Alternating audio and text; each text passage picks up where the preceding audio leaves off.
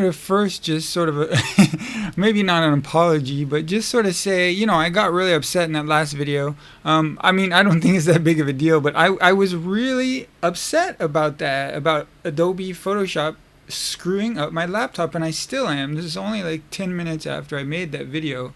Calm down a little bit now, but I got in there and I somehow managed to install Adobe Photoshop. Now, to get Adobe Photoshop all the way off, I'm sure is like a 3 or 4 hour long process. And they even went as far as I went to the actual Adobe website, and you have to install a program to take off Creative Cloud. I mean, and there's this thing they put in there. I was alluding to this in the last video. It's like a Adobe Genuine Protector something or other. It's just a program that looks for things that aren't legit or something, and it's constantly just sending signals through the internet, like wasting your. So my point here is, you shouldn't have to pay for a product. I'm always saying this with the government too, like, you shouldn't have to pay for a product that's doing all this stuff that you don't care about, right? It's doing all these computations, that costs energy, that ups your energy bill, everything. It adds to your computer.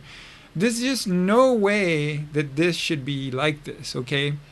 So I got so motivated that this is why I made this video. This is going to be a short video, but what I'm going to do, because I know I'm actually very good with Photoshop. Most of you know that, or I'm pretty good. I'm not saying I'm an expert or anything, but I'm good enough for real estate photography.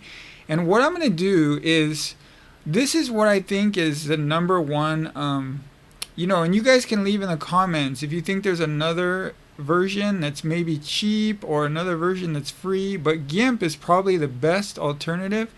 And what I'm going to do, unless somebody comes out with a comment that says, no, this one is 20 bucks and it's really good, maybe in the comments. So leave your comments about best Photoshop alternatives.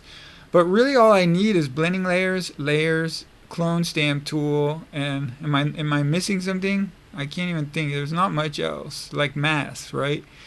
And so I'm going to go through and I'm going to make a series. I mean, this has motivated me. I'm so annoyed by, this is not where the world's going, is why I'm laughing at Adobe right now. The world isn't going to be like this is like the government is. You notice like how they're trying to control everything, and they, if you go to a foreign country, they get into your business if you're trying to even open a bank account, and they can't even open a bank account for you because there's all these restrictions put on the bank.